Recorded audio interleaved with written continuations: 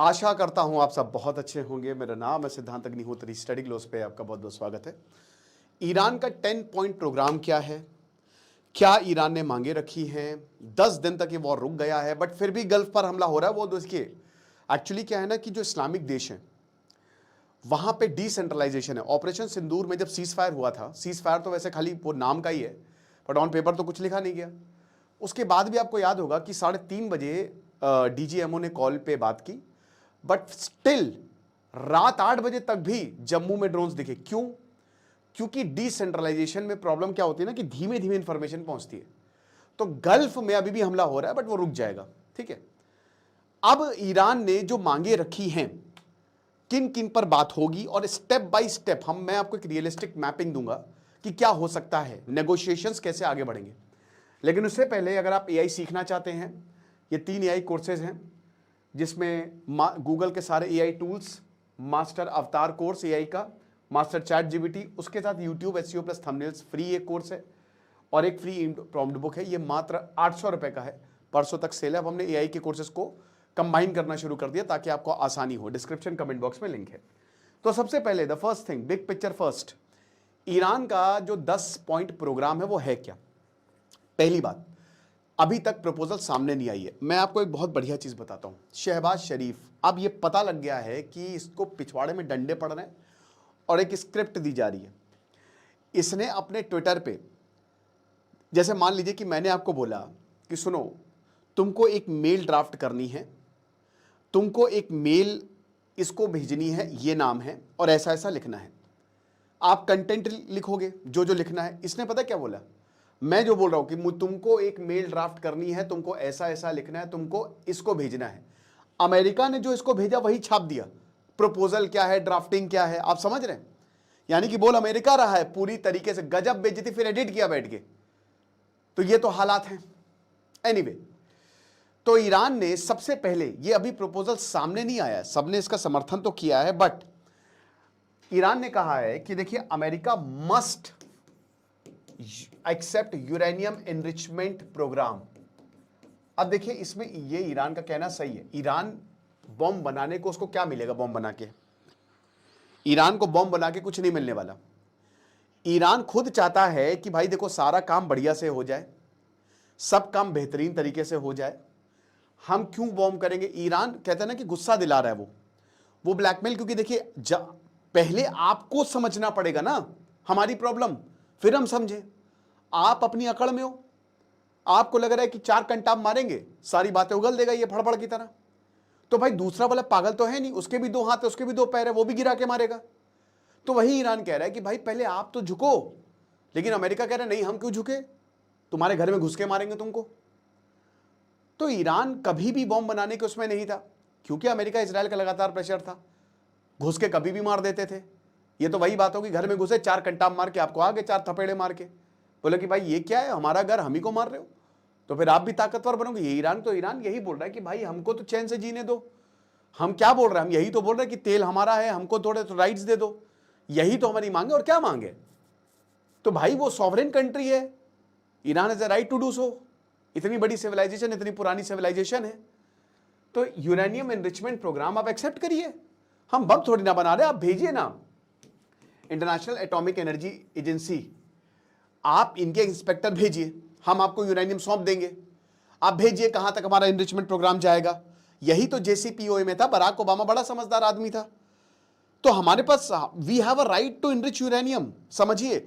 और ये controversial demand है बट यूरेनियम एनरिचमेंट क्यों होने वाला है? अब ये बॉम्ब बनाने के करने वाले हैं। भाई देखिए जितना यूरेनियम एनरिचमेंट चाहिए उतना तो ईरान के पास है, लेकिन वो 60% तक चला गया, फिर वो 90% तक चला जाएगा। ये बहुत कंट्रोवर्शियल डिमांड है। अब अगर 90% तक चला गया तो बॉम्ब बना लेंगे, यानी कि एक न्यूक्लियर पावर हो जाएंगे। ये डिमांड मानी जाएगी कि नहीं मानी जाएगी, बहुत मुश्किल है। अमेरिका कभी इसको नहीं मानेगा। और अगर अमेरिका मानेगा भी तो बोलेगा कि वो हमारे संरक्षण में होगा, तुम अपना पूरा यूरेनियम हम मुझे सौंपो। ये चीज़ है। अब क्यों मैटर? क्योंकि देखिए न्यूक्लियर एनर्जी के लिए ये यूज़ होगा। अब अभी तो सब कुछ ठोक दिया है और ईरान की पूरी जो एनर्जी की कैपेसिटी है वो काम करती है कोल पे, कोयले पे ज़्यादातर। ये चीज़ है, कोर कॉन्फ्लिक्ट है। उसके बाद भाई सेकेंड पॉइंट, सैंक्शंस हटाओ, लिफ्ट ऑल सैंक्शंस। जितने भी सैंक्शन है आप हटाइए जो अमेरिका ने 1979 से लगा रखे हैं। ऑयल नहीं बेच सकते, ईरान हमको सबसे सस्ता तेल भेजता था, सबसे सस्ता। हमने अमेरिका की वजह से, अमेरिका ने काटसा लगाया डोनाल्ड ट्रंप ने, और हमने उनसे तेल खरीदना बंद कर दिया। हमारे तो ईरान से बहुत अच्छे रिश्ते हैं, सैंक्शंस की वजह से दिक्कतें हैं। तो ये जो ऑयल एक्सपोर्ट्स पर सैंक्शंस है, बैंकिंग रिस्ट्रिक्शंस है कि कोई आपके ट्रेड नहीं कर सकता, स्विफ्ट सिस्टम काम करता है, सब अमेरिकन डोमिनेटेड सिस्टम है, ट्रेड बैन्स है वो सब हटाइए। अब ये इसमें अगर ऐसा होता है क्योंकि ट्रंप ने इसका अंदेशा, मतलब एक तरीके से साइंस दिए हैं। ट्रंप कह रहा है कि बहुत पैसा कमाएंगे हम लोग, ईरान ने बहुत अच्छा किया, इसका मतलब इस पर बात हो सकती है, ये बिल्कुल हो सकता है, सैंक्शन सारे हटाए जा सकते हैं। उसके बाद जो ईरानियन एसेट्स हैं उनको आप अनफ्रीज करिए। अभी बहुत सारे एसेट्स जो हैं वो अमेरिका के बैंकों में पड़े हुए हैं, यूरोप के बैंकों में पड़े हुए हैं, millions and billions of dollars हैं, billions and billions of dollars, अरबों अरबों रुपए जो ईरान को नहीं मिले। अफगानिस्तान के साथ भी सेम प्रॉब्लम है, अमेरिका ने यहां पैसा उठा के ले गए, वो नहीं दे रहे, ऊपर से वो 9/11 के विक्टिम्स को दे दिया। अब देखो ठीक है आप कह सकते हो, बट वो तो अफगानिस्तान का पैसा है, Taliban is here to stay, Taliban भी यही कह रहा है और ईरान भी यही कह रहा है। इस पर भी काम हो सकता है पूरे एसेट्स ना दिए जाए, अमेरिका ये बोले कि देखो पहले हम देखेंगे, तुमको पार्ट्स में पेमेंट करेंगे, अगर तुम सही ट्रैक पे चले तो काम हो जाएगा। अमेरिका के पास काफी ताकत है। चौथा, अमेरिका जो है वो अपनी मिलिट्री को विड्रॉ करे। अब ये भूल जाइए, ये तो कभी नहीं होने वाला, अमेरिका अपने बेसिस हटाएगा, कभी नहीं हटाने वाला, भूल जाइए, नेवर एवर। सीरिया से मिलिट्री हटाएगा अमेरिका, ना ना ना ना। देन उसके बाद पांचवी डिमांड है कि सॉवरेनिटी, बार बार आप हमारे ऊपर हमला नहीं करेंगे, जो बार बार आप हमला आके कर रहे हैं, कभी भी आप मुंह उठा के आप और इजराइल जो है वो हमको मार रहे हैं, ऐसा चलेगा नहीं। छठी डिमांड है स्ट्रेट ऑफ हॉर्मोज पे हमारा कंट्रोल होगा। देखिए इसमें क्या है ना कि रिकंस्ट्रक्शन की बात बोली थी ईरान ने, तो अब ईरान का रिकंस्ट्रक्शन कैसे होगा? अमेरिका ने बोला है कि यहां से जो शिप्स आए ना, आप उनसे पैसे लो, आप एक ट्रांजिट फीस लो, उससे आप रिकंस्ट्रक्शन करो, उससे हमको कोई प्रॉब्लम नहीं है। तो स्ट्रेट ऑफ हॉर्मोज 20% जहां से तेल जाता है, बाब अल मंदेब, उसमें भी ब्लॉक करने की, बाब अल मंदेब को भी मतलब ब्लॉक किए जाने की बात चल रही थी। तो ईरान ने कहा है कि ये हमको कंट्रोल होना चाहिए। और इसी में साथ, जैसा कि हमने बोला, ट्रांजिट फीस, रिकंस्ट्रक्शन ही है वैसे तो सातवीं डिमांड, बट वो रिकंस्ट्रक्शन किस फॉर्म में होगा? ट्रांजिट फीस के फॉर्म में होगा, और इस पर अमेरिका मान जाएगा।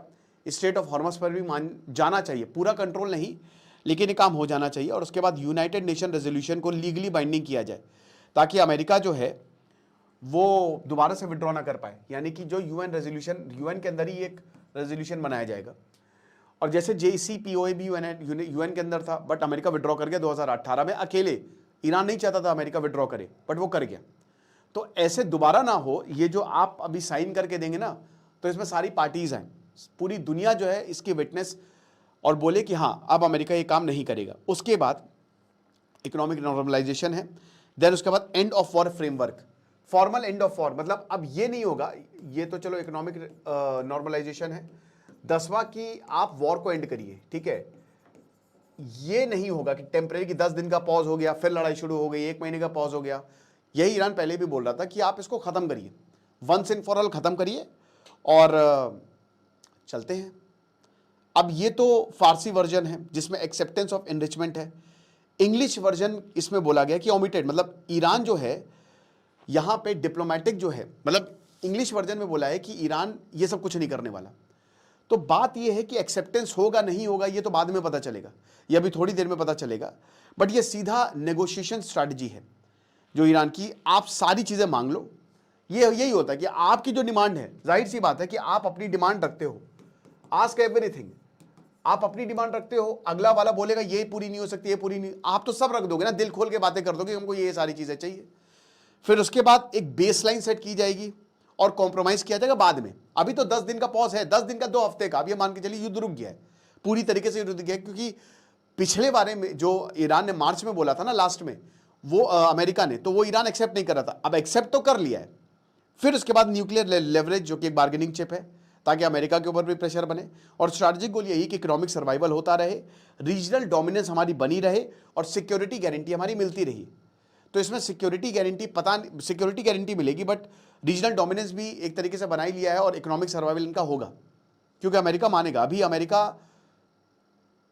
लेकिन सबसे बड़ी बात अमेरिका एक्सेप्ट करेगा कि नहीं, पूरी तरीके से नहीं, सिक्योरिटी रिस्क है ना, कैसे कर लेगा। गल्फ बोलेंगे हमको धोखा दे दिया तुमने, तुम ईरान के अब ज्यादा सगे बन रहे हो, तुम तो हमारे साथ थे ना। तो कोर रियलिटी यही है कि सबसे पहली बात यूरेनियम इनरिचमेंट बहुत मुश्किल होने वाला है, अमेरिका इसको नहीं एक्सेप्ट करने वाला कि अच्छा तुम आप इतने बड़े हो गए कि तुम अब न्यूक्लियर बॉम्ब बना लोगे, तुम एक न्यूक्लियर पावर हो जाओगे। हाँ ये बात सच है कि जो अमेरिका है वो बोलेगा कि 3 से 5% पर रखो, यानी कि न्यूक्लियर पावर प्लांट बना सकते हो, बिजली बनाओ, उससे हमको कोई प्रॉब्लम नहीं है, लेकिन highly enriched uranium stock piles आप नहीं रख सकते। बट शेर के मुंह में खून लग गया है, ईरान को ये पता है कि एनरिच्ड यूरेनियम कितना ज़रूरी है और वेपन कितना ज़रूरी है, तो हो सकता है धीमे धीमे काम करता रहे। उसके बाद इंस्पेक्शंस बिल्कुल होंगे, ईरान इसको मानेगा, अमेरिका बोलेगा इंस्पेक्शन हम करेंगे। हिस्टोरिकली ईरान ने इसको एक्सेप्ट किया, ईरान को कोई प्रॉब्लम नहीं है, हर किसी को पैसा चाहिए, हर किसी को आगे बढ़ना है, वर्चस्व बनाना है, अमेरिका से बैर नहीं लेना है। ईरान भी चाहता अमेरिका उनकी साइड आए, पर उनकी शर्तों पर, क्योंकि अगर अमेरिका ईरान की साइड आ गया तो काम हो जाएगा, फिर तो इस्लामिक वर्ल्ड का एक ही लीडर है ईरान। सैंक्शंस रिलीफ्स की बात करें तो उसमें भी ईरान आराम से एक्सेप्ट कर लेगा। जैसे एक स्नैपबैक क्लॉज होता है कि अगर ईरान वॉयलेट करेगा इन टर्म्स को, अमेरिका जो बोलेगा तो दोबारा से सैंक्शन लग जाएंगे, कोई प्रॉब्लम नहीं, ईरान बोलेगा हम कभी वॉयलेट ही नहीं करेंगे। पिछली बार अब जबरदस्ती विड्रॉ कर गए, हमने थोड़ी ना बोला था। रीजनल एक्टिविटी पार्शियल रिस्ट्रेंट कि पूरी तरीके से बंद नहीं करेंगे ताकि अमेरिका के और इजराइल के ऊपर प्रेशर बना रहे। विजिबिलिटी बिल्कुल, मिलिशियाज को हम कंट्रोल करेंगे, स्टेट ऑफ हॉर्मुज को भी हम कंट्रोल करेंगे, लेकिन ऐसा नहीं करेंगे कि आपको नुकसान पहुंचे, ठीक है। तो ये चीज, और स्टेट ऑफ हॉर्मुज सिंबॉलिक है, जैसा स्टेटस को रहेगा, जैसा पहले था वैसे रहेगा।